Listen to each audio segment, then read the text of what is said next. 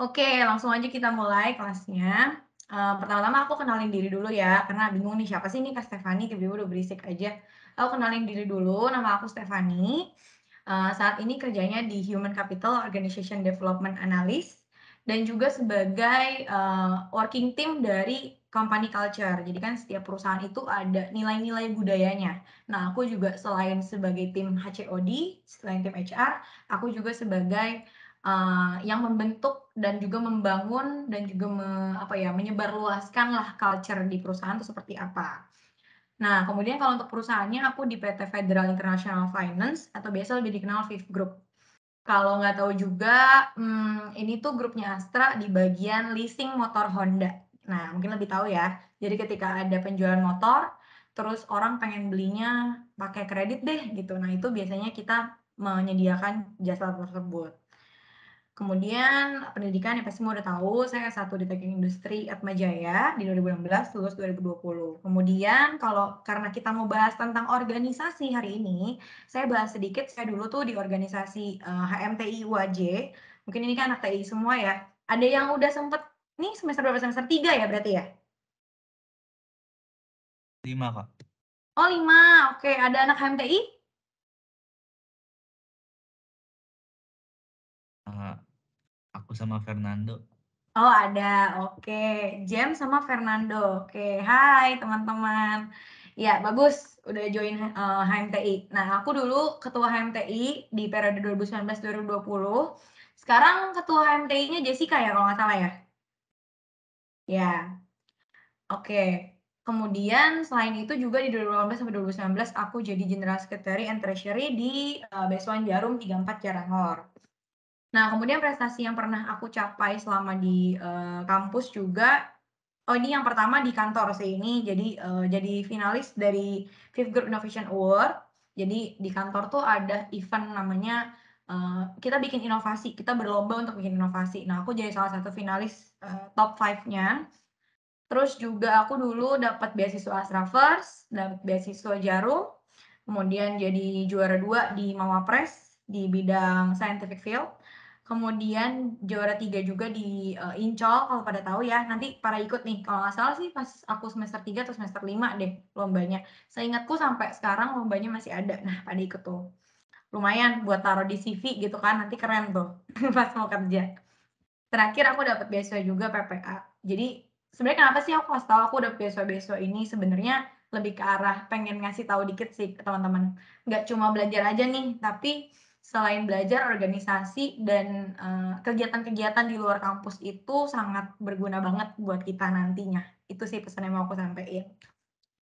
Gitu. Karena itu bakal dilihat banget di CV kalian. Ini sedikit info aja, kontak person aku kalau misalnya mau kontak, mau tanya lebih lanjut boleh. Nah tadi, mungkin aku bahas sedikit biar nanti kebayang nih, Kak Stefani kerja di mana sih, terus, apa sih ini mau dibahas, oh kayak gitu di perusahaannya. Nah aku bahas dikit tentang perusahaannya ya. Jadi, Fifth Group itu salah satu dari Astra Group. Jadi Astra Group itu ada 7 lini bisnisnya, mulai dari otomotif, financial service, sampai dengan properti. Nah Fifth Group itu di bagian financial service-nya, tepatnya yang warna warna kuning itu di bagian motorcycle Fifth Group. Jadi dia leasing motor, kalau yang tadi aku bilang. Nah, kemudian, Fifth Group sendiri itu punya 5 line of business. Jadi kalau tadi Astra punya 7 line of business, kita salah satunya. Nah, Fifth Group sendiri punya 5 nih produknya yang dia jualin gitu ya. Tadi Fifth Astra itu yang, kredit motor Honda. Kalau Spectra itu jadi kita juga kasih kredit nih, kredit, mesin cuci, kredit kulkas, kayak gitu alat-alat elektronik, handphone, itu kalau ada yang mau kredit itu juga kita ada. Terus ada Danastra. Danastra itu buat yang butuh uang, itu bisa digadein lagi nih BPKB motornya. Nah, kita terima, nanti kita akan kasih pinjaman uang. Terus ada Amitra, itu lebih ke pembiayaan haji sama umroh.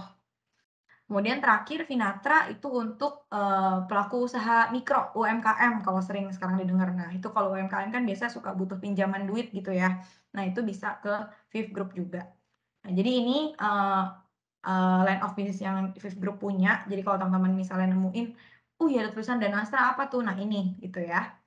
Platformnya di sini kita punya Astra Pay. Ya, seperti yang kalian tahu kayak Shopee Pay, Grab. Grab tuh pakai apa ya? Oh, pakai OVO ya. GoPay dan lain sebagainya. Nah, Astra juga punya namanya Astra Pay.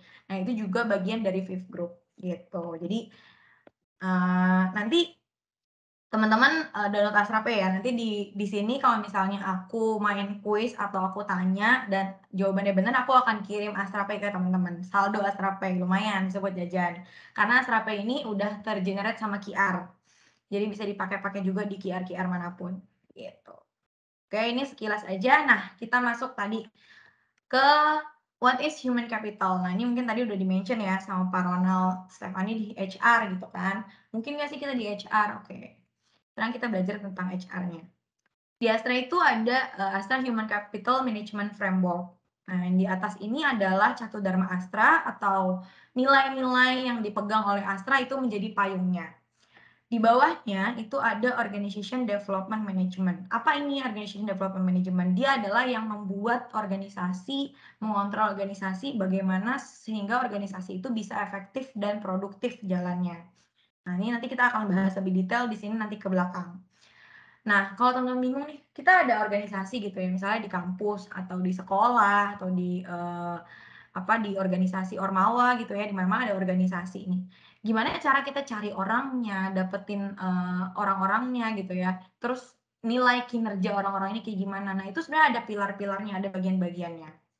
Nah, yang pertama ada rekrutmen manajemen. Jadi di sini kita mencari tahu orang mana yang cocok untuk mengisi posisi itu. Nah, itu di rekrutmen manajemen.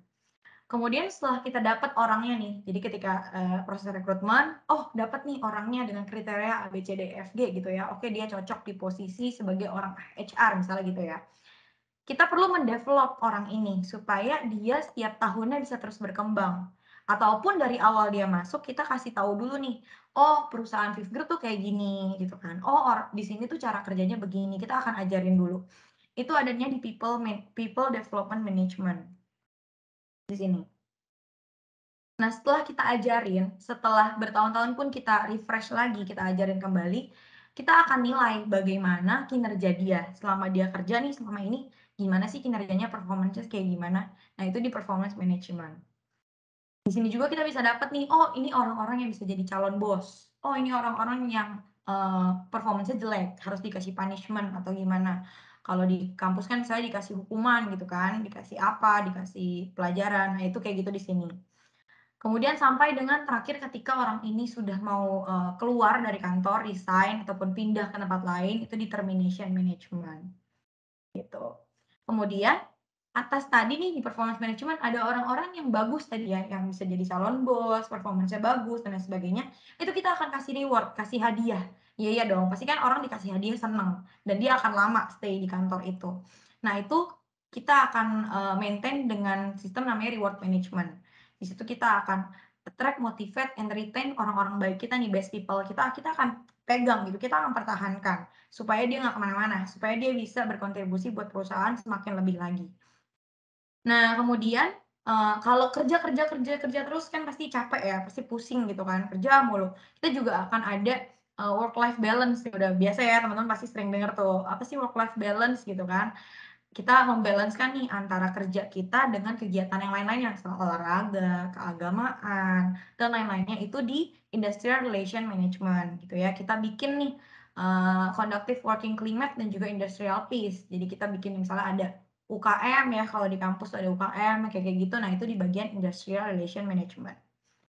Terakhir, sebagai fondasi dari keseluruhan terkait people ini, terkait orang gitu ya, kita ada namanya culture management. Tadi saya udah bahas di awal, ada namanya nilai-nilai budaya di kantor. Nah, itu di culture management. Supaya kita semua punya nilai budaya yang sama gitu. Misalnya nilai budayanya adalah teamwork. Jadi kita semua tuh punya semangat teamwork yang sama. Nggak satu maunya menang sendiri, nggak kayak gitu. Kita sama-sama punya teamwork. Nah, ini semua nih yang dikerjain sama HR. Jadi kalau mungkin teman-teman cuma dengar, "Oh, human resource, oh cuma nyari orang aja ya." Enggak, teman-teman. Jadi keseluruhan HR atau human capital, di Astra itu lebih nyebutnya human capital, itu keseluruhan ini yang dikerjakan. Mulai dari membentuk organisasinya, cari orangnya diajarin, dikasih training, kita nilai performance-nya, terus dikasih reward juga, sampai dia keluar, itu semua ada bagiannya yang mengerjakan. kemudian ada UKM-nya, ada juga nilai budayanya. Nah ini semua yang dikerjain sama HR ataupun HC gitu. Nah, kita hari ini akan lebih bahas ke Organization Development Management dulu. Nanti untuk yang lain-lainnya kita akan bahas di pertemuan-pertemuan berikutnya, karena kita masih ada 3 pertemuan berikutnya ya. Hari ini kita akan bahas ke Organization Development Management. Nah, apa itu Organization Development? Nah, kita masuk ke ilustrasi dulu nih, biar teman-teman kebayang. Pada tahu nggak sih ini game apa? Pasti tahu lah, ini game zaman dulu banget nih. Game apa teman-teman? Diner Nggak Dash tahu bukan ya? sih, Kak? Apa? Diner Dash bukan sih, Kak? Betul, Diner Dash. Iya, Diner Dash. Nah, ini Diner Dash nih. Berarti masih sejaman ya kita ya, belum terlalu jauh ya aku ya berarti ya. Masih tahu soalnya. Diner Dash ini kalau dilihat kira-kira apa sih mereka tuh tujuannya mau ngapain nih? Game ini tujuannya mau ngapain? Apa tujuan dia? Ini kan restoran ya. Tujuan dia buka restoran tuh mau apa sih? Mau cari apa? Mau Ngumpulin cari keuntungan buat nggak? Cari bantuan keuntungan, betul. Cari keuntungan dari Jualan. jualan makanan. Oke, benar. Cari keuntungan dari dia jualan makanan. Itu ya tujuannya ya. Ingat ya. Goalnya adalah cari keuntungan dengan jualan makanan. Oke. Dengan begitu, kalau dia mau cari untung, berarti cari untungnya yang sebanyak-banyaknya. Gimana cara dia cari keuntungan sebanyak-banyaknya? Dia harus melayani sedikit customer atau banyak customer atau gimana?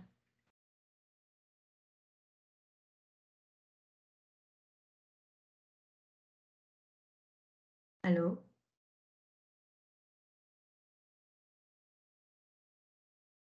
Banyak, Kak. Banyak customer. Oke. Dia mau cari keuntungan, caranya dia harus ngelayanin dengan baik gitu ya, customer yang banyak. Nah, sekarang di sini kondisinya cuma ada sih satu Mbak-mbak ini nih ya, satu Mbak-mbak. Kita kan tiap main game selalu dia doang ya, orangnya ya, ikonnya ya. Nah, bayangin sekarang udah serame ini, gitu kan. Tadi maunya customer sebanyak-banyaknya. Tapi cuma ada dia seorang. Kira-kira gimana nih kondisi restorannya? Boleh ada yang ceritain nggak ke aku?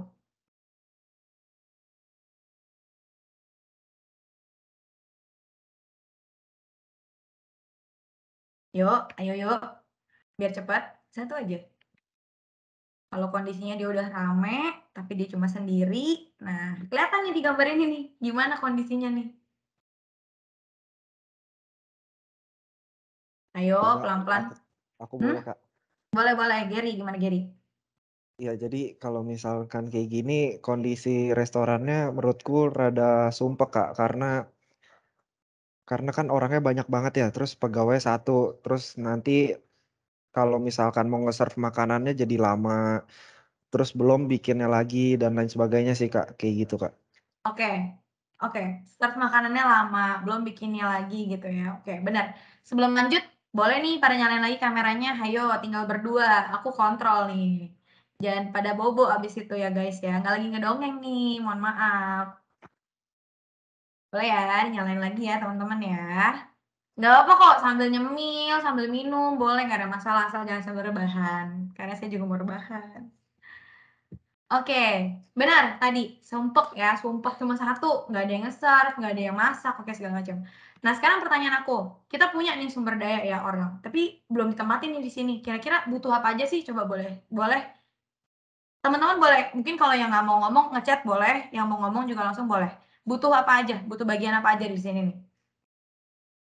Kira-kira. Buat ngebantu si Mbak-mbak tadi untuk melayani semua orang ini. Butuh bagian apa aja sih? Coba boleh bantu aku? Nerima tamu, Kak. Menerima tamu, oke. Terus? Apa lagi? Waitersnya mungkin, Kak. Waiters, penerima tamu waiters. Terus? Butuh apa lagi? Kasir, Kak. Kasir, oke. Terus? Butuh apa Tuh lagi koki, nih? Kak. Koki cuma satu, Kak. Koki, oke, benar. Terus apa lagi? Udah? Bisa ada apa lagi tuh? Cleaning service, Kak. Cleaning service, benar, cakep. Benar ya. Nah, mulai dari customer datang gitu ya, kan ketemu penerima tamu tadi kan, dia akan atur tuh duduknya di mana, tunggu dulu ya, ada waiting list-nya dan sebagainya. Masuk, duduk, waiters-nya akan kasih menu gitu kan, kasih menu, dia akan lihat-lihat, dia akan pesan, kemudian nanti dia pesan makanan dimasak sama koki tadi kan, ada yang minta koki, oke kokinya bantuin biar banyak. Makanan jadi dianterin lagi sama waiters-nya ke meja. Nih ya makanannya udah selesai makan, dia akan cabut piringnya masih di meja. Nah, dia harus pakai tadi cleaning service buat bersih. Habis cleaning service udah dia pergi, dia akan bayar dulu baru pulang. Kayak gitu ya. Jadi banyak tuh sebenarnya kebutuhannya, nggak cuma si Mbak ini aja gitu kan. Nah, si restoran ini tuh punya nih sumber daya, tapi dia tadi nggak tahu mau taruh di mana. Nah, tadi teman-teman udah bantu nih pasang-pasangin di mana-mana aja. Nah, bener nih, tadi ada resepsionis, terima tamu gitu ya. Di sini aku bikin ada pengantar minuman, ada pengantar makanan. Kalau restoran yang udah gede kan biasanya gitu ya, dipisah tuh. Ada juga cleaning service-nya, di sini baju biru, ada juga kokinya gitu kan.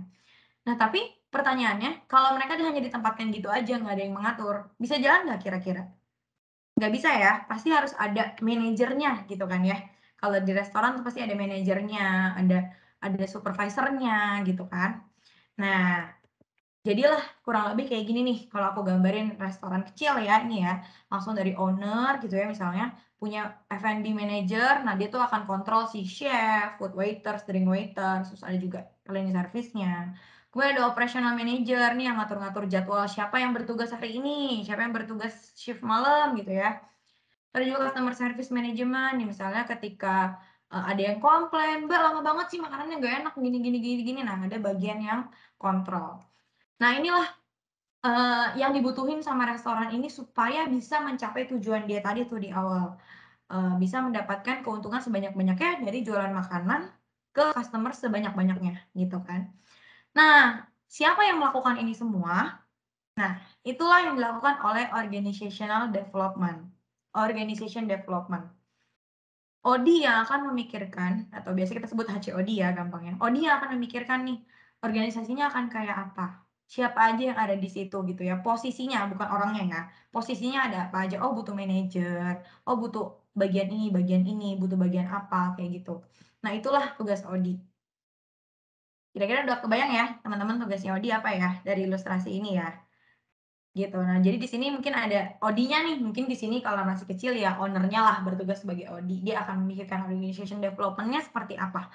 Saya butuh struktur kayak apa, saya butuh bagian apa aja untuk menjalankan bisnis ini untuk mencapai tujuannya tadi di awal, goals-nya. Gitu. Nah, ini tadi.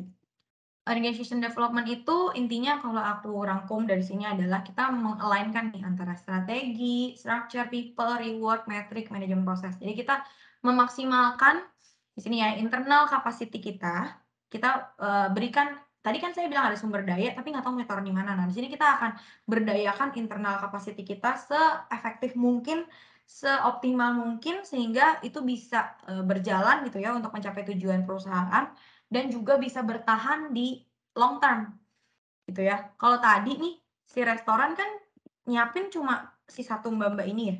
Di awal mungkin bisa gitu kan. Ketika customer-nya sedikit bisa. Tapi kalau udah rame nggak bisa. Jadi artinya organisasi dia di awal itu nggak long term teman-teman.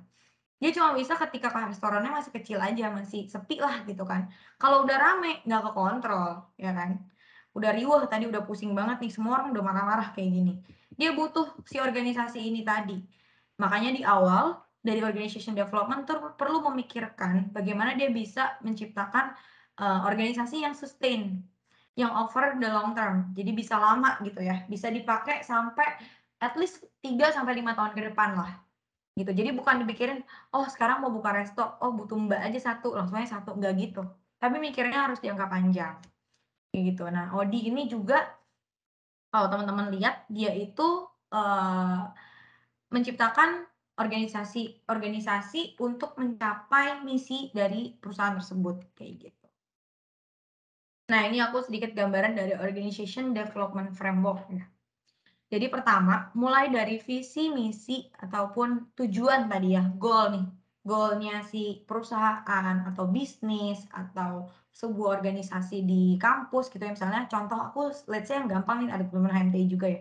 HMTI tujuannya dia mau ngapain sih gitu kan. Cari tahu dulu, oh membantu mahasiswa-mahasiswi teknik industri untuk menjalankan kesehariannya misalnya gitu kan, membantu mengembangkan apa itu pasti akan dibuat dulu di awal visi misinya apa.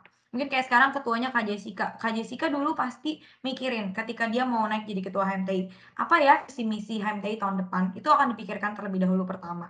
Dari visi misi, kemudian kalau di perusahaan nih kita bisnis apa sih kita, what business are we in gitu ya. Oh kita ini financial service, tahu dulu bisnisnya ngapain. Kalau ilustrasi makanan tadi, dia kan mau jual mendapatkan keuntungan sebanyak-banyaknya. Dari mana? Jualan makanan gitu ya. What business are we in-nya jualan makanan. Kemudian bisnis proses manajemennya kayak gimana? Prosesnya kayak apa? Tadi kan aku udah mention ya. Prosesnya dari customer dateng, pesen gitu ya, kemudian dibersihin, koki masak dan sebagainya kayak gitu. Itu prosesnya. Nah, untuk mendesain sebuah organisasi, kita perlu tahu itu dulu. Kita akan align-kan itu semua. Untuk mencapai tujuannya, dari apa bisnisnya dan bagaimana prosesnya. Dari situ kita akan tahu nih, apa saja yang kita butuhin. Makanya tadi setelah kita lihat, oh bisnisnya kayak gitu. Oh, kayak gini kejadiannya. Kita butuh apa? Tadi teman-teman bisa nyebutin sendiri. Oh, butuh koki, butuh waiters, butuh apa, butuh apa, butuh apa. Nah, itu yang Odi kerjain, teman-teman. Jadi, Odi akan dapat dulu nih dari perusahaan gitu misalnya, atau dari kalau dari apa namanya? Usaha gitu, dari ownernya lah, dari yang punya, dari CEO-nya. Apa nih, Bos, visi misinya apa? Tujuannya mau ngapain, bisnisnya ngapain? Saya tahu dulu gitu ya. Prosesnya akan ada apa aja. Misalnya PPIC, produksi gitu kan. Oh, ada bagian produksi, nanti ada yang ngirim, ada yang packing, ada yang QC. Dia harus tahu dulu prosesnya ada apa aja, baru dia bisa tentuin organisasinya butuh bagian apa aja di situ. Gitu. Nah, setelah dia tahu visi misi, what business are we in, dan bisnis prosesnya, baru dia membutuhkan 3 komponen ini. Kompetensi manajemen, jadi kompetensi apa aja yang dibutuhin di organisasi itu, kemudian struktur organisasinya sendiri, kemudian juga productivity management. Nanti ini aku akan jelasin lebih lanjut di belakang. Nah, ketiga hal ini dibantu juga ini harus ada gitu ya, culture-nya kayak apa, budayanya gitu ya, biasanya budayanya kayak apa. Budaya nggak usah ribet-ribet mikirin kayak yang susah-susah nilai, oh company value, nggak mesti kayak gitu. Gampangnya kayak restoran. Kalau restoran yang punya misalnya orang Jepang gitu ya, itu udah pasti kerjanya harus cepet, harus bersih, nggak boleh asal-asalan dan lain sebagainya. Itu udah culture-nya kayak gitu. Misalnya restoran yang punya ya orangnya cincai aja gitu, kayak bersih nggak apa-apa, kotor nggak apa-apa, itu ada juga, itu culture. Itu salah satu culture. Nah, setiap usaha, setiap proses bisnis, setiap perusahaan tuh harus punya culture itu. Pasti punya, nggak mungkin nggak punya.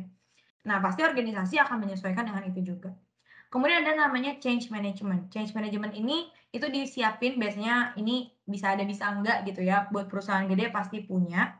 Jadi ketika tadi kan udah dibentuk ya organisasi. Misalnya si restoran ini udah dibentuk nih kayak gini sekarang. Tapi ketika mau ada perubahan, oh saya mau ganti. Gak usah ada food waiters, drink waiters. Gabung aja, satu orang cukup. Food and drink waiters. Berubah dong, ya kan? Nah, ketika ada perubahan itu, kita perlu siapin nih mekanismenya. Gimana cara nyampein ke orangnya. Orang ini nanti setelah kita PHK gitu ya, setelah kita nggak butuhin lagi, kita harus kemanain. Nah, itu kita butuh namanya change management. Gitu. Jadi ketika ada perubahan-perubahan, kita juga siapin. Nah, dengan adanya ini semua, kita akan mendapatkan productivity growth atau peningkatan bisnis lah, istilahnya seperti itu. Dan juga akan dapat engagement dengan employee. Jadi, kita bisa makin erat nih hubungannya dengan karyawan kita. Apalagi tadi dengan adanya change management ya. Ketika adanya perubahan organisasi, perubahan sesuatu, kita pikirin nih orang ini harus gimana ya. Dia harus kita apain, dia harus kita kasih apa, itu dipikirin. Nah, sehingga itu semua bisa menciptakan organisasi yang efektif. Itu tujuan dari organization development. Gitu ya. Nah, tapi masih susah nih. Apa nih Kak kompetensi manajemen, organisasi manajemen gimana gitu ya. Kita akan bahas berikutnya. Di organization management development strategi, ini ada 5 fasenya. Pertama, kita cari tahu dulu problemnya seperti apa. Kebutuhannya apa gitu ya, situasinya kayak gimana tadi entry. Kemudian kita diagnosis, kita cari tahu pakai data-data. Oh, penjualan sebulan berapa? Oh, sekarang dengan satu karyawan, dia itu kerjain apa aja? Kira-kira keberatan atau enggak? Kita cari tahu dulu data-data, kita kumpulin. Habis itu kita minta feedback juga sama yang membutuhkan, misalnya owner. Kalau misalnya di kantor itu, aku misalnya ya contohnya, ada tim marketing yang minta, "Bu, saya minta tambahan 5 orang." Gitu kan. Aku akan minta dulu datanya, "Oh, orang yang sekarang emang kerjanya gimana? Emang kerjaannya banyak nggak? Targetnya emang apa sih tahun depan?" Gitu kan. Setelah itu aku akan minta feedback ke yang minta ke aku tadi, "Pak, kebutuhannya kayak gini kenapa ya? Ada isu apa ya?" Gitu. Aku akan feedback. Jadi ngobrol dulu sama owner-nya. Kemudian kita cari, aku akan bikin solusinya, kita akan bikin nih improvement-nya kayak gimana. Bisa jadi nanti, oh organisasinya berubah, oh nambah orang beneran kah, atau bisa jadi, dengan orang yang ada udah cukup, tapi kerjaannya ditambah, misalnya gitu. Atau cara kerjanya diubah, atau dia dibantu dengan sistem. Jadi lebih mudah, dia bisa kerjain dalam jangka yang lebih besar gitu ya, lebih banyak. Itu bisa jadi. Jadi solusinya macam-macam. Belum tentu dengan cara nambahin orang, itu bisa bikin lebih efektif, belum tentu. Macam-macam caranya. Baru nanti setelah kita udah lakuin itu semua, kita akan evaluasi. Kira-kira kayak gitu solusinya sudah oke apa belum? Atau belum tepat solusinya. Ya gitu, kira-kira flow-nya. Dalam ngerjain bikin organisasi tadi tuh flow-nya kayak gitu. Dari cari tahu masalah, kita kumpulin datanya, minta feedback sama orang yang punya masalah, gitu ya, orang yang punya ownernya dan lain sebagainya. Kita bikin solusinya, baru kita evaluasi solusi yang kita bikin itu sudah tepat atau belum. Kalau belum, kita ulang lagi, bikin solusi lain, Atau bisa jadi juga masalahnya yang kurang tepat. Itu bukan masalah utamanya, gitu kan. Kita akan cari tahu lagi. Itu yang dikerjain sama Odi. Nah, sampai sini mungkin teman-teman ada yang mau ditanyain dulu nggak? Mungkin bingung? Kak, kecepatan gitu kan? Pusing nih. Ada yang mau ditanya dulu nggak? Boleh 1-2 pertanyaan dulu sebelum kita lanjut. Kalau jelas, jawab jelas. Kalau nggak jelas, aku tungguin nih sampai ada pertanyaan. Kalau nggak, kita ngelanjut. Gini aja terus. Nonton-nontonan kita ya. Gimana? Ada yang bingung? Enggak? Paham? Kalau paham, boleh kasih reaction. Apa aja deh. Jempol, hati, boleh. Applause, boleh. Ketawa, boleh. Biar aku tahu nih kalau udah pada paham. Oke. Udah pada paham ya? Kita lanjut. Karena makin ke belakang makin berat kan, makin pusing kepalanya. Oke. Nah, sekarang kita udah bikin ya tadi organisasinya nih di awal ya. Kita udah bikin organisasinya mau kayak gimana. Selanjutnya nih, ada sebuah organisasi tadi. F&B Manager, Operational Manager, Customer Service Manager, dan lain-lain. Bayangin ya, ini organisasinya. Nah, tapi kerjaan dia ngapain sih, Kak? Kerjaan Operational Manager ngapain sih? Gitu kan? Itu belum tahu nih kita. Ya kan? Nah, di sini kita akan cari tahu job specification-nya gimana. Jadi setelah kita bikin organisasi, kita perlu nentuin 6 hal ini. Pertama, mulai dari job description. Jadi job description itu adalah rincian pekerjaannya dia ngapain aja, aktivitasnya ngapain aja. Kita balik lagi ke sini. Oh chef, tugasnya apa? Memasak gitu ya. Mengelis bahan makanan apa saja yang dibutuhkan setiap bulannya, misalnya gitu. Belanja bahan makanan. Memasak sesuai dengan menu yang ada di restoran gitu. Nah, itu tugas job description dari seorang chef. Lanjut job description dari food waiters. Apa aja nih? Oh, memesan menu misalnya ke chef gitu ya, makanan apa yang dipesan oleh customer-nya, mengantarkan makanannya dan lain sebagainya. Terus misalnya operational manager tugasnya ngapain? Biasanya tugasnya kontrol absensi seluruh karyawan di perusahaan Diner Dash gitu kan. Terus misalnya apalagi? Oh, memesan melakukan perjanjian kerjasama dengan vendor piring, misalnya vendor makanan gitu, atau vendor es batu, misalnya kayak gitu. Itu tugas-tugas dia. Owner pun bahkan ada biasanya. Tugasnya ngapain sih? Approval gitu ya. Dia menyetujui pengajuan vendor baru misalnya gitu. Menyetujui pengeluaran bulan Oktober kayak gitu.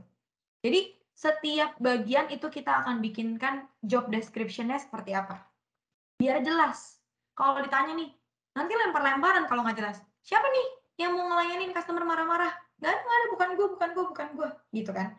Jadi kita harus bagi dengan jelas di awal. Setiap bagian itu ngerjainnya apa aja. Gitu. Kayak tadi, customer complaint dikerjain oleh customer service manager. Gitu.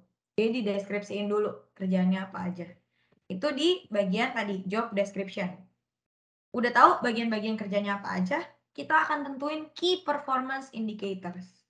Key performance indicators ini adalah nih key ya, kunci performance indicator. Apa sih artinya? Kunci-kunci dikatakan dia itu berhasil di pekerjaannya gitu ya. Misalnya di food waiters. Aku kasih contoh di food waiters. Apa sih KPI-nya? KPI dia satu hari mengantarkan 10 piring makanan, misalnya gitu. Artinya, dalam satu hari kalau dia sudah mencapai 10 piring makanan, dia sudah mencapai targetnya. Gitu. Jadi kurang lebih kayak target lah. Misalnya, customer service manager, apa sih tugas dia? Tugas dia KPI, tadi tugas dia kan ngelayanin customer complaint misalnya. KPI dia atau key performance indicator dia adalah menangani customer complaint dalam waktu 5 menit. Jadi dalam 5 menit dia harus selesai nih. Kalau lebih dari 5 menit artinya performance dia jelek gitu ya. Nggak 100% nih achievement-nya dia. Kalau istilahnya di kampus tuh nilai lah. Nilai kamu nggak 100 gitu. Nilai kamu cuma 80. Karena kamu tadi ngelayaninnya 10 menit. Lama banget gitu kan. Customer-nya udah bete makin bete. Nah, jadi dia punya target 5 menit dia harus selesai. Ketika dia nyampe 5 menit, KPI dia akan 100%. Bagus achievement-nya gitu kan. Ketika dia bisa melayani customer cuma 3 menit. Nih, 3 menit. Oh, artinya dia bisa lebih dari 100. Bisa jadi achievement-nya 125%. Bagus banget. Ini orang-orang yang biasanya bisa dapat bonus. Nanti kan dapat, dapat bonus di akhir tahun. Calon-calon dipromosi nih naik jabatan. Nah, itu yang kayak gitu.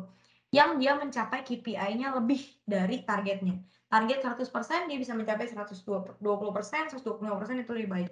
Biasanya ada maksimalnya kalau di kantor. Maksimal 125%. Kalau di aku 125% maksimalnya. Nah, itu KPI, Key Performance Indicator. Selanjutnya, kita udah tahu nih ya, apa aja yang akan dia kerjain, terus penilaian kinerjanya dia kayak gimana.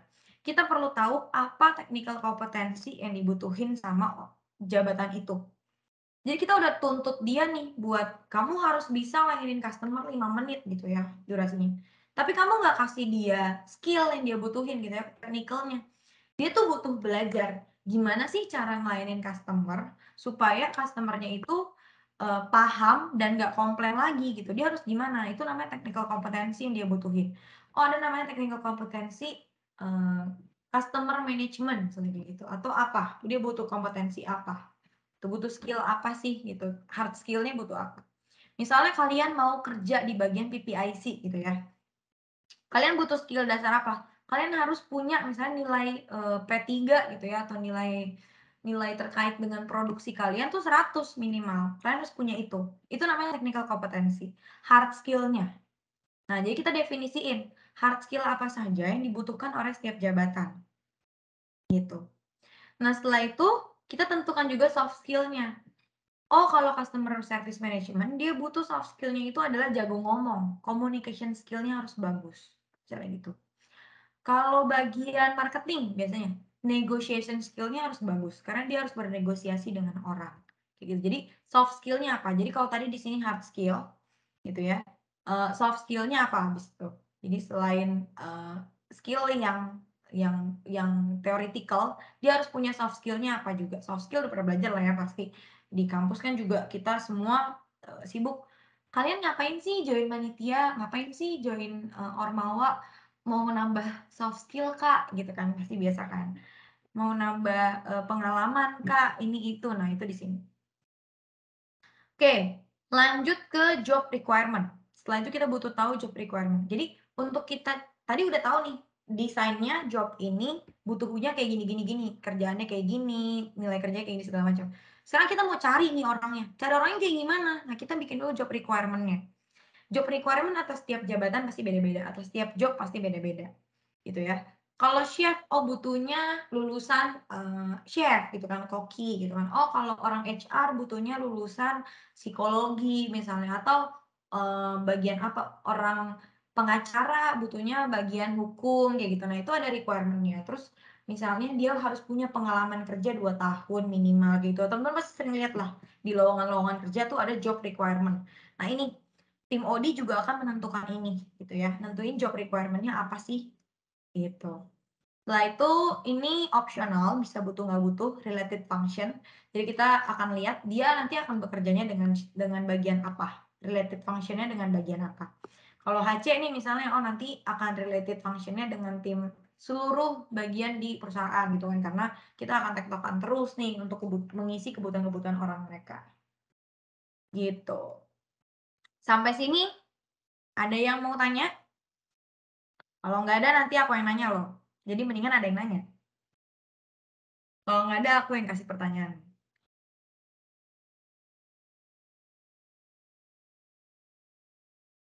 Ayo ada yang mau nanya? Nanti kalau ada yang nanya aku kasih saldo Astra Pay sebesar 20.000.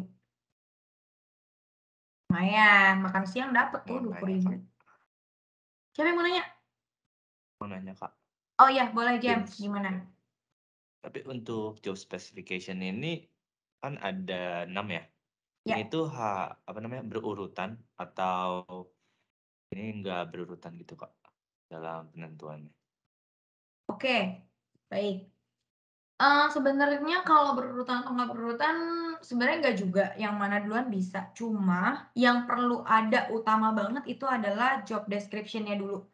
Jadi untuk kita nentuin dia butuh skill apa, dia butuh KPI-nya apa, itu harus ada job desk-nya dulu. Setelah punya job desk, yang lainnya bisa nggak berurutan. Gitu dari job desk, oh kita tahu nih soft skill-nya dia butuh apa, oh hard skill-nya dia butuh apa. Tapi yang penting perlu ada job desk dulu. Jadi step pertamanya job desk, sisanya acak-acakan nggak apa-apa. Gitu. Jawab? Saya menjawab, Kak. Oke, sip. Nanti japri aku ya, biar aku ingat buat saldo Astra Pay-nya. Thank you, James. Ada lagi yang mau tanya? Lumayan nih saldo Astra Pay loh. Jadi saldo Astra Pay itu, siapa tuh? Kak, Oh ya, Gary, aku mau gimana nanya deh Gary? Kak. Kalau misalkan kan kita melakukan ini ya Kak, kayak develop si organisasi tersebut. Ya. Nah itu kan biasanya nggak akan selesai, kayak bakal ada update terus dan menerus kan Kak.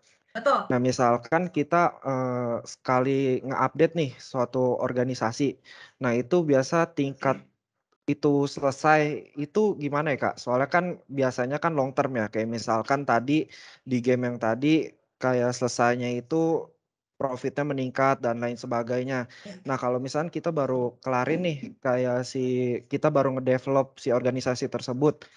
Nah biasanya kita dinyatakan kelar itu gimana Kak? Atau dari ownernya sendiri yang bakal puas dengan hasil tersebut atau ada taraf ukurnya sendiri Kak? Oke, mantap, bagus pertanyaannya. Bener, tadi kamu sendiri udah bisa menjawab ya sebenarnya di awal kamu bilang, Kak ini kan sebenarnya nggak ada selesainya ya. bikin evaluasi. Tapi di sini tahapannya, ketika kita nentuin sebuah solusi gitu ya, kita akan jalanin dulu. Jadi nggak terus-terusan kita ngedesain doang. Jadi setelah kita ngedesain, kita harus coba untuk implementasi. Setelah kita implementasi, kita baru bisa evaluasi gitu kan. Kalau kita belum implementasi, kita nggak bakal bisa evaluasi gitu. Jadi memang nggak akan ada habisnya. Tapi atas satu step gitu ya. Misalnya tadi kalau di yang game tadi di si Dinner Dash, itu kan ada bagian bagian makanannya dulu nih. F&B gitu ya. Misalnya ketika kita bikin ada desain orang-orang ini, kita akan testing, kita coba jalanin dulu dengan orang-orang ini. Gitu. Aku simpelnya mungkin aku contohin di kantor ya. Di kantor aku ini cabang itu kan ada banyak se-Indonesia gitu ya. Jadi Viv Group itu punya cabang 235 cabang dari Sabang sampai Merauke itu ada cabangnya di mana-mana banyak gitu ya. Jakarta aja mungkin ada 5 atau 6 cabang kayaknya. Nah, ketika aku mau merubah organisasi, let's say tim marketing. Awalnya aku punya tim marketing itu tugasnya ketemu sama customer nawarin. Tapi ketika sudah Covid kayak gini, aku rubah sistem cara dia kerja, aku kurangin dari 5 orang cuma butuh 3 di satu cabang. Karena mereka nggak perlu datengin customer. Mereka cuma cukup blast email, blast WA, telepon, video call, kayak gitu udah cukup. Jadi nggak perlu banyak orang. Nah itu kita taunya itu udah bisa diimplementasi, gimana caranya? Aku testing di beberapa cabang. Misalnya aku tes di 3 cabang dulu, jalannya gimana sih? Oh bagus nih, kita akan evaluasi. Oh baik nih, ada perkembangan, ada improvement, ada kenaikan dari segi bisnisnya gitu ya. Customer yang kita dapetin jadi lebih banyak. Nah itu kalau udah dapat evaluasi dengan hasil yang baik, baru aku akan implementasi di nasional di 235 cabang. Tapi kalau misalnya ketika evaluasi belum baik, ulang lagi. Oh berarti belum bagus solusinya. Ganti caranya gimana? Kita tes lagi di situ. Atau tes di tempat lain juga nggak apa-apa. Tapi yang pasti dites dulu. Bagus, oke, baru dijalanin di nasional di 235 cabang tadi. Gitu. Jadi memang itu never ending proses, betul kata kamu. Dia akan ngerolling terus. Tapi atas satu cut off lah, ada titiknya di mana di satu bagian ini selesai dulu. Oh, marketing selesai, baru lanjut ke bagian lain. Jadi mungkin dengan contoh dinner desk ini, dia kerjainnya F&B dulu nih pas lagi exercise. Oh, F&B dulu dia tes. Oh, jalan bagus. Oke, kita lanjut pikirin yang lain. Pikirin customer service-nya gimana. Gitu. Bagus, baru lanjutnya ke yang lain. Udah jadi semua, pasti kita bakal evaluasi lagi. Kira-kira apa ya? Perubahan apa lagi ya? Nah, itu nggak akan selesai memang. Tapi pasti akan ada satu titik kita implementasi dulu, jalanin dulu gitu. Kira-kira kayak gitu. Jelas nggak? Atau mau nanya lagi? Nggak apa-apa kalau mau tanya lagi. Seru, ini cerita soalnya. Kak, kan kalau misalkan testing gitu berarti apakah itu kayak gimana ya Kak? Kayak misalkan kan kita berarti coba-coba ya Kak. Cuman kan Trial kalau and error ya? cuman kan kalau misalnya di perusahaan gede kan coba-coba kayak suatu yang gimana gitu Kak. Betul. Itu nggak apa-apa ya Kak? Biasa kalau kayak gitu. Nah, gini, coba-cobanya ya nggak mungkin kamu desain nih di kertas gitu kan. Oh gini deh, jalanin langsung. Nggak mungkin. Pasti kamu akan diskusi dulu, panjang tuh diskusinya. Makanya kenapa mendesain aja sendiri organization development ini, mendesainnya aja mungkin bisa perlu waktu 3 bulan, 6 bulan. Exercise-nya itu panjang. Dan itu sudah melalui berbagai diskusi dengan tim ownernya gitu ya. Misalnya aku orang HC, aku mau rubah-rubah bagian marketing kayak tadi aku ceritain. Nggak mungkin itu datangnya dari aku sendiri. Aku akan diskusi dengan tim marketing di head office ini kayak gimana gitu ya. Dari direktur marketingnya pun harus sudah approve, harus sudah setuju, baru aku bisa jalanin. Kalau nggak bisa. Jadi itu perlu diskusi dulu, komite gitu istilahnya. Kalau di kampus kita rapat dulu, getting komitmen dulu gitu ya. Kita bareng-bareng diskusi di forum, itu ngobrol. Mungkin kalau kalian lah simpelnya kayak di kampus mau bikin panitia, mau bikin acara, kalian pasti meeting dulu gitu kan. Ketuanya udah setuju, ya kan? Baru kalian jalanin. Nah, sama, aku juga kayak gitu. Aku desain, aku propose ke atasan aku, diskusi, atasan aku setuju, oke, kita presentasi ke tim owner ataupun ke atasannya lagi, atasan-atasan karena namanya juga organisasi ya. Naik terus sampai ke paling atas sampai ke direkturnya. Oke, jalan, baru jalan. Kalau nggak mungkin kita bisa langsung jalan, nggak bisa. Jadi testing pun butuh approval dulu gitu. Nah, setelah testing, approval, evaluasi, gitu lagi tuh. Hasil evaluasinya gimana? Kita update dulu ke BOD kita gitu kan, ke direktur. Gini Pak, hasilnya kayak gini. Oke, jalanin nasional, baru jalan nasional. Gitu. Jadi konteks coba-cobanya ini nggak beneran kita coba-coba yang tanpa persiapan, enggak. Ketika kita coba-coba, itu kita udah sampai selesai semua nih tahapan ini gitu ya. Udah bikin semuanya udah bagus, udah komplit gitu ya. Kita coba, salah, kurang, jelek gitu ya, nggak kurang bener, kurang tepat. Ulang lagi bikin semuanya gitu. Jadi ketika trial itu udah mateng, konsepnya udah mateng, udah kamu trial itu seakan-akan dia akan diterapkan, udah akan pasti dipakai gitu lah, istilahnya gitu. Kalau kamu pakai vendor, kamu kan pasti akan minta dia dari awal sampai akhir harus, ini pokoknya konsepnya gue mau udah jadi, nggak mau yang masih setengah matang, kayak gitu. Udah mateng dulu nih, itu yang diteskan. Nah, pas dites ternyata salah ya ulang lagi gitu. Jadi yang ditesin itu sebenarnya udah matang konsepnya. Gitu, Gary. Oke Kak, terima kasih sudah menjawab. Oke, sama-sama. Oke, baik, sudah 2 ya. Kalau banyak-banyak habis kok ngaku nanti di Asrapen. Kita lanjut berikutnya. Nah, tadi kan aku bilang di awal ada 3 ya, kompetensi, organization, productivity. Nah, ini tadi bikin organisasinya, job spec-nya. Nah, sekarang kompetensi manajemennya. Tadi kita udah bikin technical kompetensinya atau soft skill-nya apa gitu ya, kebutuhan skill yang dia butuhin apa dari hard dan soft skill-nya. Sekarang kita develop orangnya nih. Nah, stage pertamanya kita assessment dulu nih. Kompetensi kita tadi udah tahu ya, dia itu butuh skill memasak gitu, chef ya tadi. Kita ukur dulu nih kompetensi standar for identified rank-nya. Jadi assess current-nya dia tuh sekarang udah seberapa sih kemampuannya dia. Oh, dia masih basic nih masaknya, belum jago gitu kan. Nah, kita lihat map competence gap-nya. Jadi antara skill yang kita butuhin itu adalah expert misalnya. Dia masih basic. Oh, ada jarak segini nih. Gitu ya, kita cari tahu dulu. Nah, kita bikin planning gimana caranya si calon koki ini dari basic bisa mencapai ke expert yang kita butuhin. Plan closing of gaps. Gimana caranya? Setelah itu, kita cari training solution-nya. Kita kasih, oh, kita udah dapet caranya tadi ya. Misalnya, masukin dia ke kursus gitu kan. Bikin kelas masak, bikin training apa, bikin undang pembicara dari mana untuk sharing kayak gitu. Kayak gini misalnya.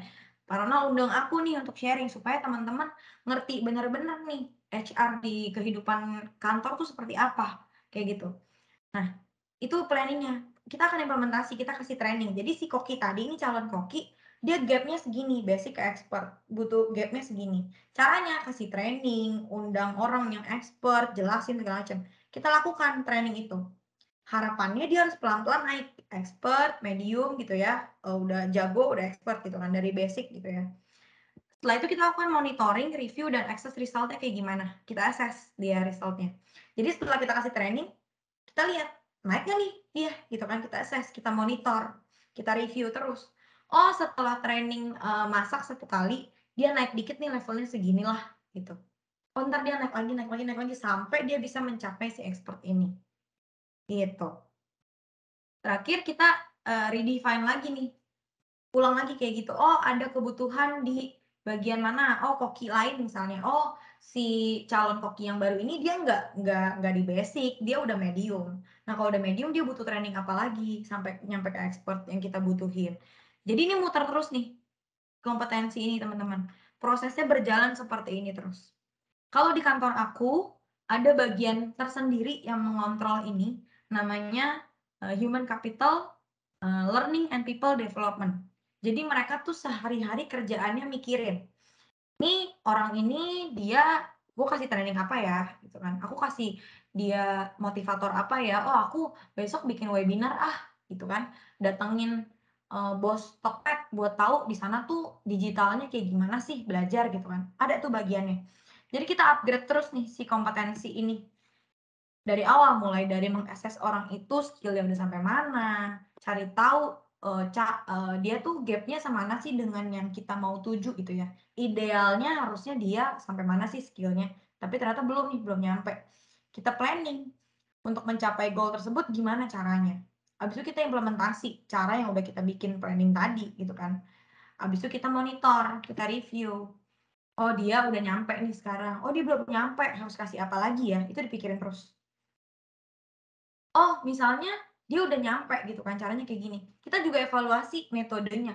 Oh, dengan cara training ini efektif nggak ya? Oh, kayaknya dengan harga segini kita bayar training eksternal mahal deh, karena resultnya nggak jauh. Dari basic kita bayar dia buat trainingin cuma naik segini, nggak segini. Cari deh trainers yang lain, kayak gitu. Nah, itu prosesnya di kompetensi manajemen ini. Nah, kalau di tempat aku tadi di Learning and People Development, mereka yang setiap hari mikirin ini. Jadi kerjaan mereka setiap hari nyari trainers gitu ya, bikin modul gitu kan, bikin modul kuliah kayak gitu. Kerjanya kayak gitu.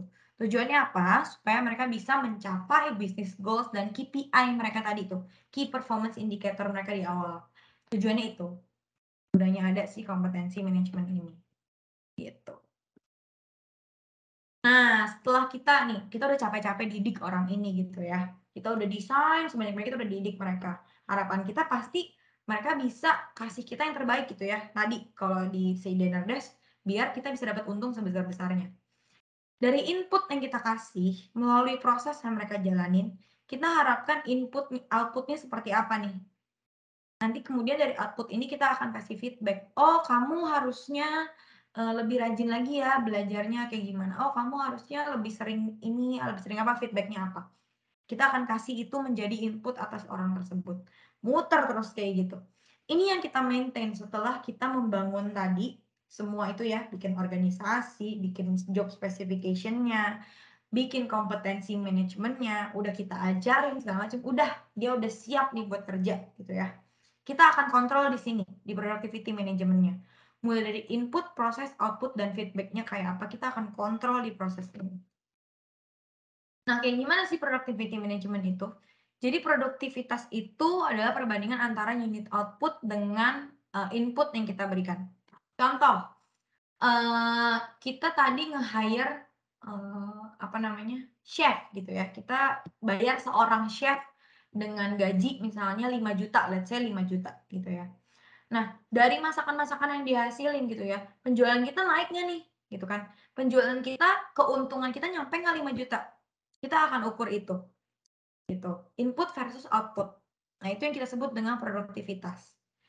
Dia dikatakan produktif ketika kita jadi bikin dulu parameternya nih. Dia dikatakan produktif berapa? Misalnya untuk chef, misalnya parameter dia dikatakan produktif itu adalah dia restoran kita bisa menghasilkan keuntungan 6 juta misalnya, kan kita bayar chefnya 5 juta ya. Untung kita 6 juta, oh baru dia produktif. Kalau enggak dia nggak produktif tuh berarti gitu. Ketika dia keuntungan restoran itu cuma 3 juta, artinya chef ini kita bayar nggak produktif gitu. Gitu. Itu produktivitas. Nah, produktivitas ini tuh penentuannya ada 3 step, mulai dari membangun awareness, control, dan improvement. Yang pertama tadi, perumusan standar produktivitas dan upaya untuk meningkatkan pemahaman karyawan. Jadi kita bikin dulu standarnya. Tim marketing misalnya, aku ambil yang gampang tim marketing ya, karena pasti tim marketing teman-teman tahu lah, sales gitu kan marketing tuh. Mereka setiap hari jualan tuh, ya kan? Kita gaji dia, UMR misalnya 4 juta. Mereka harus jualan berapa sih? Ada targetnya kan pasti, targetnya 10, misalnya 10 barang, dia harus jualan 10 barang. Baru kita balik modal. Nah itu, standar itu yang kita harus bikin. Berapa nih targetnya? Orang itu dikatakan sudah produktif tuh berapa? Jadi biasanya itu kita lihat bisa macam-macam. Dari gajinya, misalnya kita bayar orang itu berapa, kita harus dapat balik berapa. Bisa kayak gitu. Bisa juga berapa orang yang kita keluarin gitu ya. Misalnya kita menggaji 10 orang, kita harus dapat keuntungan berapa kayak gitu. Nah, itu standar yang kita buat. Kemudian kita kontrol nih pencapaian produktivitas itu seperti apa. Jadi kita udah bikin standarnya tadi, aku bilang sales ini dia satu orang harus jualan 10 barang. Kalau udah nyampe 10 barang dia baru produktif. Aku kontrol setiap bulannya. Bulan Januari dia cuma jualan 8, berarti nggak produktif. Bulan Februari dia jualan 12, produktif. Bulan berikutnya dijual 15, produktif gitu kan. Oke, bagus. Oke, aman. Tapi kalau bulan pertama dia jualan cuma 8, bulan kedua 7, bulan ketiga 6, malah turun gitu ya. Oh, ini orang bisa jadi aku cut, bisa jadi aku pecat gitu ya. Kamu turun terus, nggak nyampe-nyampe nih target kamu gitu. Itu kontrol, kita fase kontrol. Nah, kemudian di fase improve. Improve ini adalah kita gimana caranya bisa meningkatkan standar productivity tadi. Standar dia adalah tadi 10. Selama 1 tahun, dia tuh mencapai terus. 12, 15 jualannya mencapai terus. Terus nggak cuma dia lagi. Semua orang di jabatan itu nyampe terus. Nggak ada yang di bawah 10 dan nggak ada yang 10 doang. 15, 20 jualannya pada tinggi-tinggi. Oh, berarti nih tahun depan bisa kita naikin nih targetnya, ya kan? Karena nyampe 10 aja deh mereka gampang gitu kan. Kita naikin lagi supaya apa? Supaya untung kita makin banyak. Nah, itu di improvement. Kita akan improve lagi gimana caranya kita bisa naikin. Tentu kita nggak cuma naikin targetnya aja, bisa jadi kita ada alat bantu yang kita kasih. Misalnya dari 10 barang tadi kita naikin targetnya jadi 15. Nih ya, kamu pokoknya mulai dari tahun ini harus capai 15 sebulan. Tapi kita kasih alat bantu. Oh, kamu ada tools Excel nih, pakai Excel. Oh, kamu ada aplikasi nih buat kontak customer gitu. Jadi ada alat bantu yang dibantu sehingga mereka bisa naikin lagi productivity-nya. Nah, sebenarnya gunanya apa sih kita ningkatin productivity? Nah, ini 4 ini, teman-teman bisa baca ya. Intinya adalah kita meningkatkan productivity itu untuk menjaga competitiveness antara industri sejenis. Terus kita juga bisa tahu nih seberapa efektif organisasi yang udah kita buat tadi. Terus juga kita bisa dapat feedback dari hasil analisanya. Apa yang perlu kita improve lagi kayak gitu. Nah, terus juga dari dari productivity ini kita bisa nentuin berapa jumlah orang yang kita butuhin. Kalau di restoran tadi kita udah nentuin ada kebutuhan chef, food waiters, drink waiters dan lain sebagainya. Tapi kita belum tahu butuh berapa orang sih. Jumlahnya butuh berapa? Nggak tahu. Apakah 2 cukup, apakah 1 cukup, apa butuh 5 atau butuh 10. Itu kita nggak tahu. Nah, cara nentuinnya kita dengan tadi bikin dulu productivity, standar productivity-nya. Satu orang harus menghandle 10 customer. Oh, artinya kalau Diner Dash kita ini punya 50 customer, kita berarti butuh 5 orang. 50 bagi 10, 5 orang. Kayak gitu. Simpelnya kayak gitu. Jadi cara kita nentuin orang juga bisa dari productivity tadi. Tuh ya, nih ada di fungsi keempat. Untuk menentukan jumlah manpower dalam rangka mengoptimalkan biaya karyawan. Oke. Nah, ini tadi cara mereview productivity. Jadi tadi kalau kita udah bikin angka productivity, kalau bikin angka productivity itu kalau aku jelasin teman-teman pasti bakal pusing karena ribet banget. Tapi simpelnya ya intinya seberapa kita dapat keuntungan lah dari misalnya karyawan kita gaji dengan biaya 5 atau 6 juta. Nah, nanti kita bisa dapat berapa nih dari keuntungan itu gitu ya. Feedbacknya berapa? Misalnya, oh berarti jualan 10 barang, jual 15 barang. Nah, itu productivity, simpelnya kayak gitu.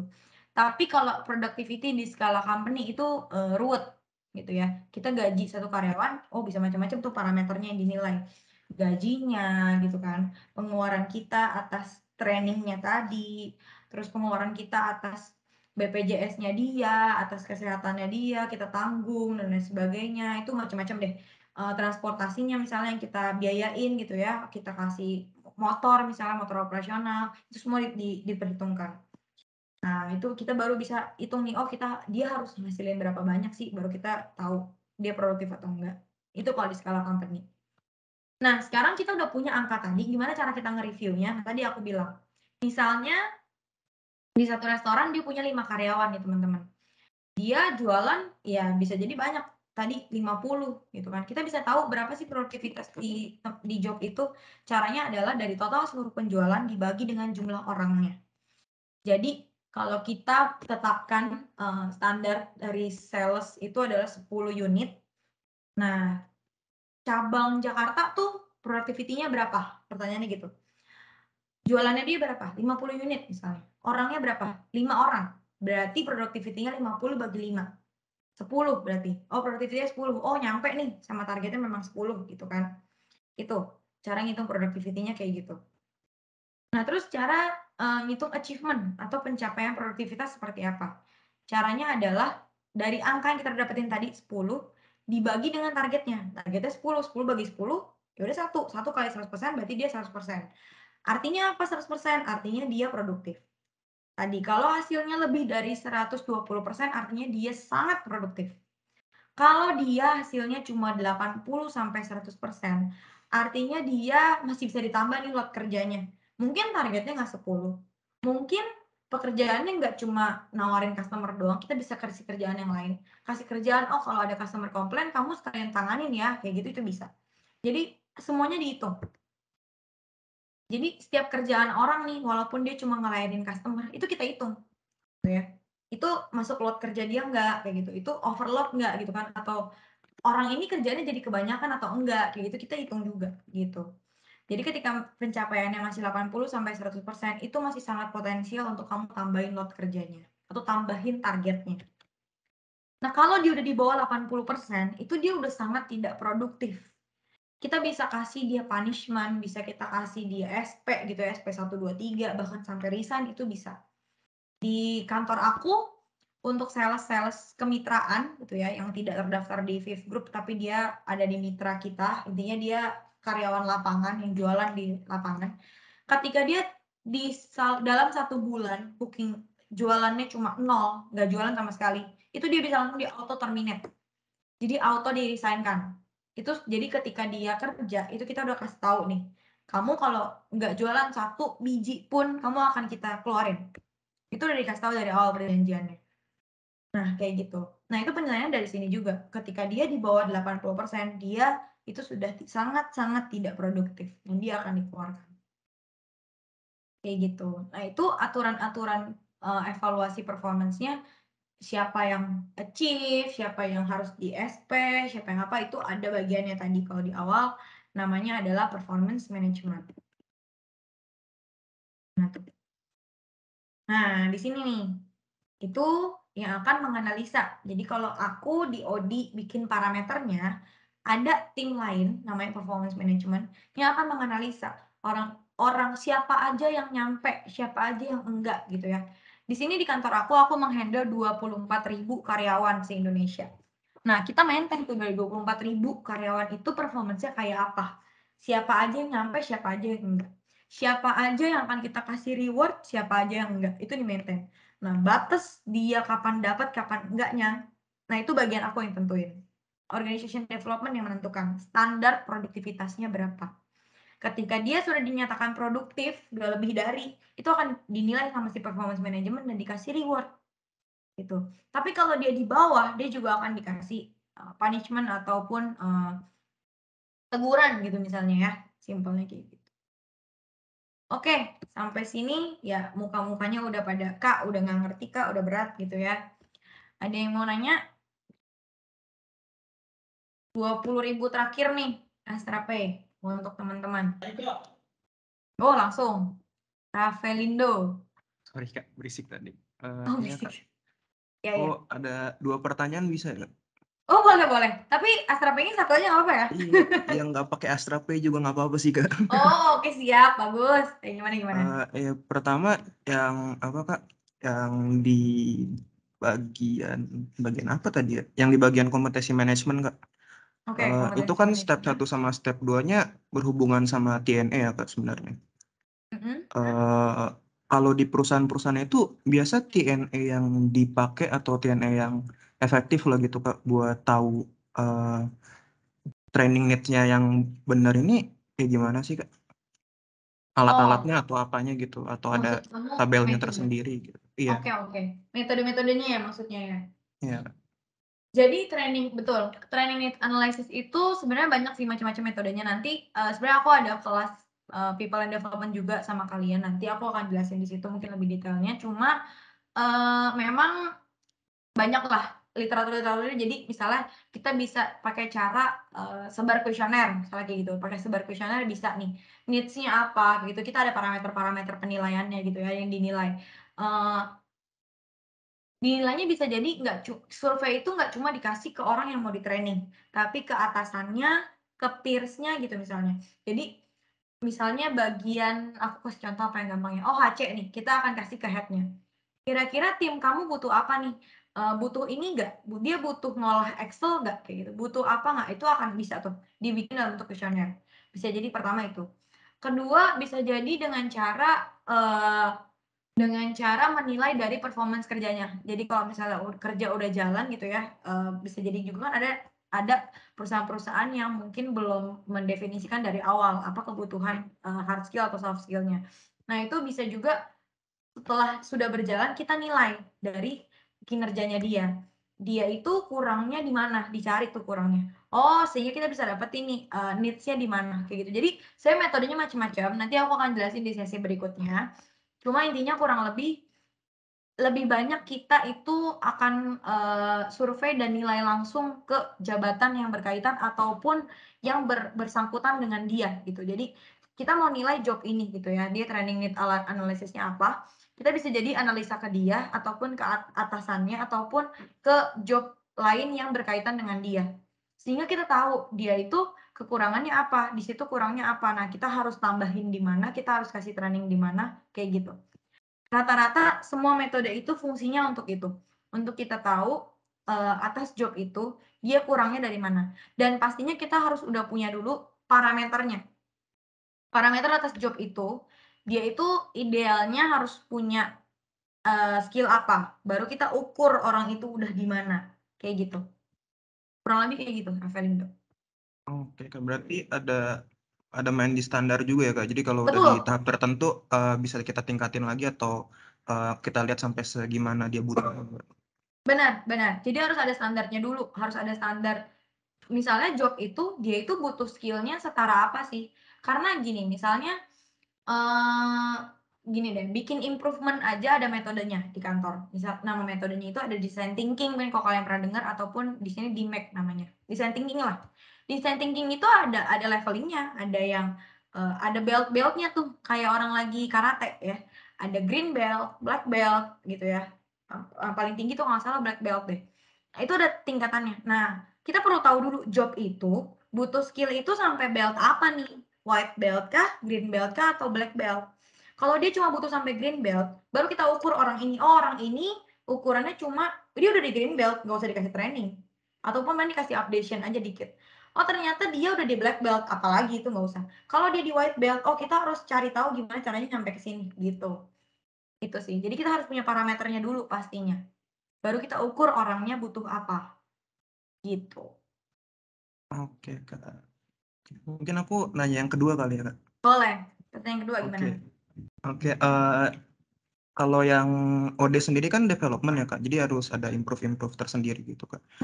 Cuma cara tahu kalau satu elemen di improve kan elemen lain juga harus ngikutin ya, Kak, gitu. Buat bisa balance dengan elemen yang di improve gitu, Kak. Betul. Kalau kira-kira yang kayak di perusahaan gitu, Kak, kayak aku pernah belajarnya 7S McKinsey gitu buat balancingnya lagi tuh benar-benar dipakai atau ada metode yang lebih kepake gitu gak sih, Kak, kalau udah di perusahaan? Oke. Ini kamu mendalami HR banget ya kayaknya ya, sampai tahu metode-metodenya. Emang mau kerja di HR apa gimana nih? Enggak, kebutuhan UKM aja sih, Kak. Oh, kamu UKM-nya apa emang? Aku lekem, Kak. Oh, lekem. Pantes emang anak lekem ini ya. Tahu banget sih metode-metode. Ya, benar. Jadi itu juga masuk di change management nih. Jadi ketika ada perubahan-perubahan tadi, benar kata kamu, ada perubahan di satu elemen, ini pasti akan impact nih ke elemen-elemen lainnya gitu kan. Ketika tadi aku kita harus bikin konsep yang matang. Nah, itu include di change managementnya. Kita harus mikirin ketika ini berubah, yang lainnya harus diapain. Simpelnya gitu ya. Simpelnya gitu. Kalau kamu tanya metode, banyak metodenya yang bisa dipakai, nggak cuma dari McKinsey yang kamu dapat, macam-macam caranya tuh macam-macam. Bahkan yang nggak ada metodenya kita pikirin sendiri pun bisa gitu ya, macam-macam caranya. Simpelnya gini, ketika kita rubah misalnya chef gitu ya, misalnya chef, kalau tadi chef kita mau rubah, kita nggak mau pakai chef lagi, nggak ada chef, tapi kita cateringin, misalnya kita panggil orang yang masak dari vendor gitu ya, itu pasti waitersnya nanti bakal bingung, makanannya datangnya dari mana ya, dulu dari dapur, sekarang dari mana nih, saya harus ambil dari mana gitu. Kita harus pikirin itu. Jadi sebelum diimplementasi kita akan bikin change manajemennya gitu ya, manage the tree and changing to be more effective. Jadi kita akan pikirin waitersnya nanti harus ambil makanan di mana, itu didesain. Nanti apalagi oh misalnya menunya kita harus sampeinnya kemana gitu ya, oh orang ini pesan ini, nyampeinnya kemana, ke siapa, kapan aja, itu akan detail tuh gitu. Jadi ketika kita merubah sebuah organisasi, misalnya ini kita rubah di chef gitu ya, kita akan kita akan evaluasi kembali, kita lihat evaluasi lagi bisnis prosesnya dengan setaranya gitu ya, food waiter, drink waiter, cleaning service, atasannya, F&B manager gitu ya, maupun bawahannya kalau dia punya bawahan misalnya. Jadi ketika misalnya F&B-nya yang kita ubah, F&B manager ini kita rubah jobnya, entah kita hapus, entah kita ubah levelnya, dia nggak lagi manager, dia cuma supervisor misalnya. Itu kita akan evaluasi bagaimana kerjaan bawahnya, relasinya dengan dia gimana, setaranya gimana, dan ke ownernya gimana gitu. Itu kita akan analisa semua sisi kayak gitu. Nah, itu kita kerjain dengan nama judulnya adalah change management. Kita siapin setiap perubahan, kita siapin change managementnya seperti apa gitu. Menjawab nggak, Rafelindo? Menjawab, Kak. Thank you Oke, ya, Kak. thank you. Ada lagi yang mau nanya?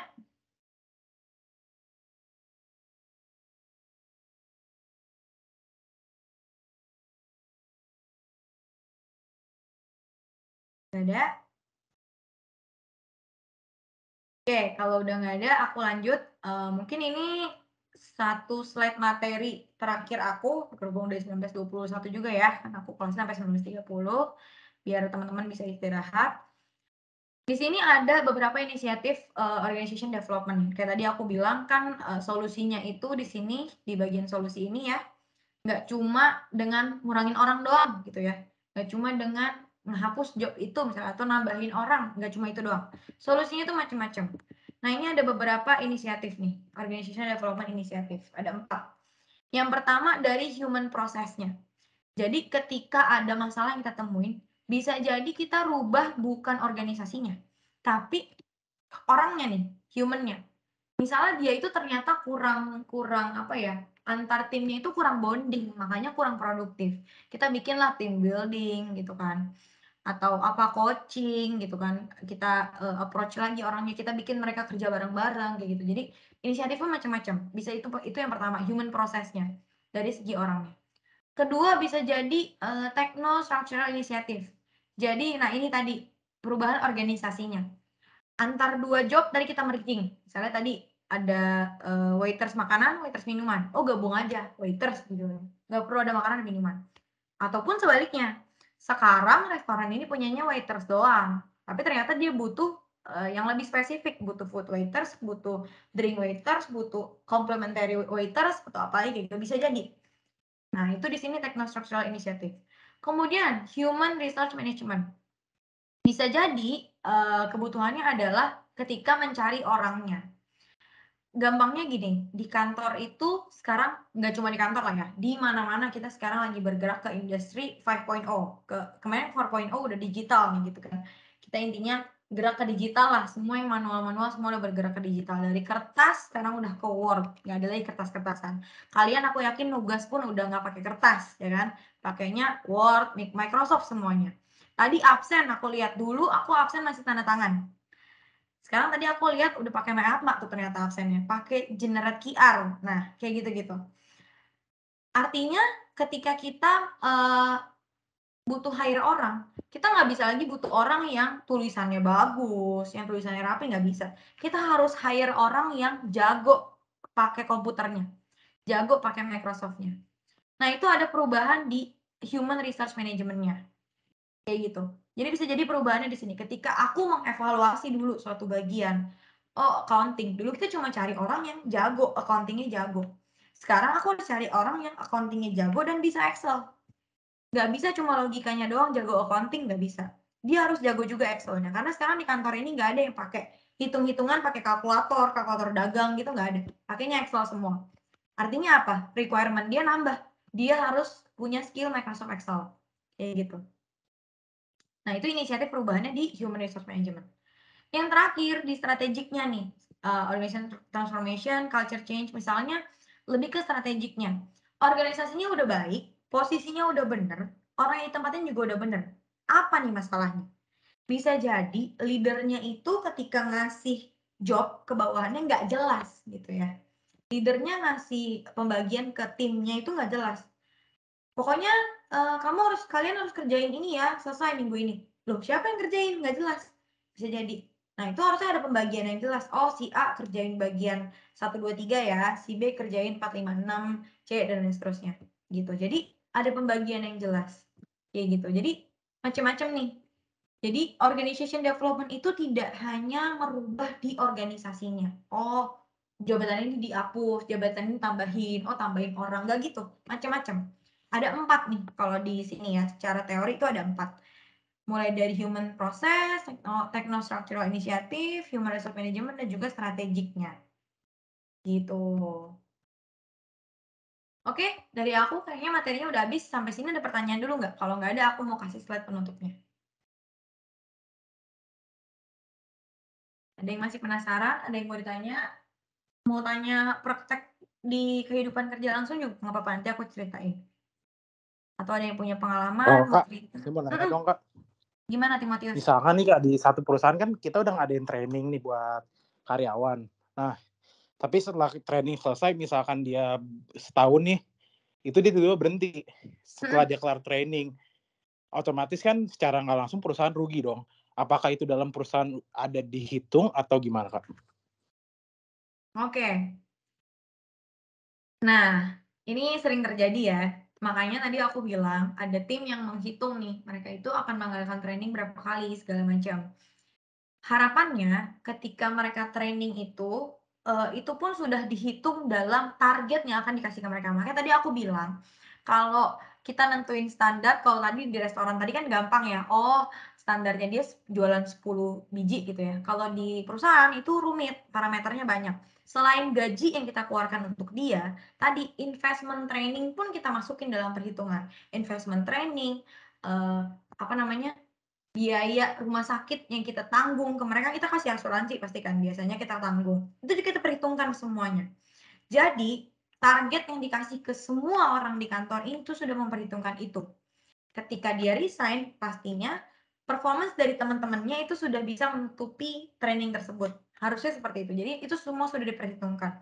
Jadi, ketika seorang karyawan resign itu tidak impact sebesar itu langsung, oh rugi nih kita nih, udah training dia mahal-mahal, dia keluar, nggak kayak gitu, karena hitungannya sudah dihitung untuk ke seluruh karyawan gitu. Atas sebuah kegiatan training itu kita sudah hitung ke semuanya. Jadi atas biaya yang kita keluarin, kita sudah hitung inputnya harus berapa banyak dari bisnisnya, dari segi bisnisnya gitu. Jadi lebih ke besaran yang nggak dihitung per satu orang kayak gitu, enggak. Sudah generalisir untuk jobnya. Atas jabatan itu dia harus punya training itu. Nah, dengan dia punya training itu dan fasilitas apa-apa aja, dia harus menghasilkan apa. Itu sudah dikonvert ke situ. Jadi ketika ada satu orang yang keluar, pasti performance teman-temannya ini dapat menutupi kekurangan itu. Gitu, Timotius. Oke, Kak, makasih. Ya, sama-sama. Ada lagi yang mau ditanya?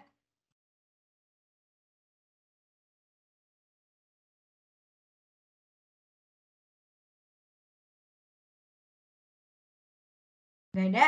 Oke, rasanya udah pada canggih-canggih nih ya.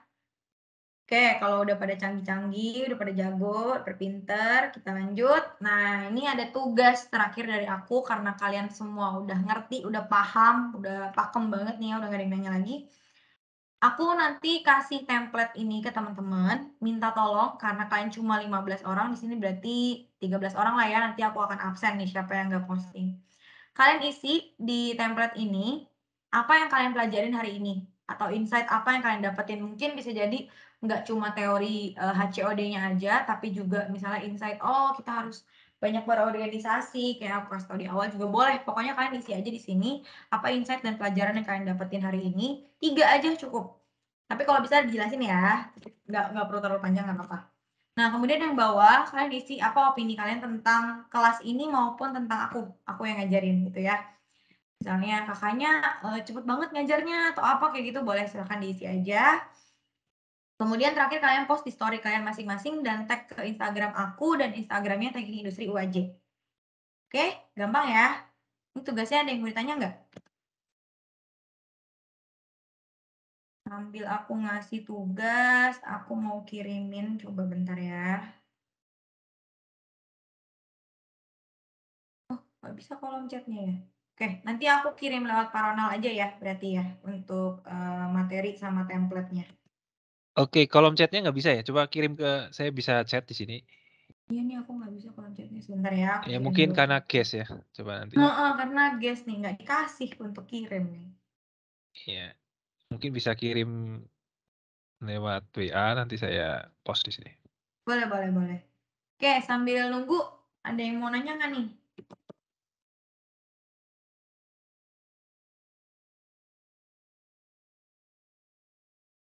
Template-nya, ini materinya.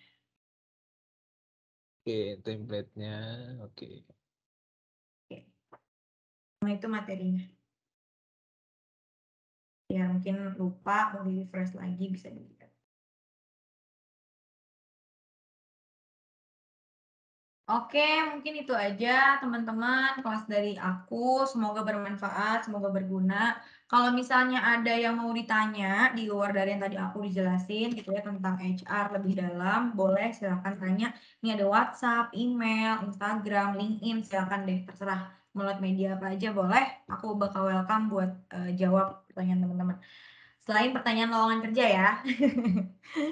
Oke, mungkin itu aja. Terima kasih banyak teman-teman. Makasih.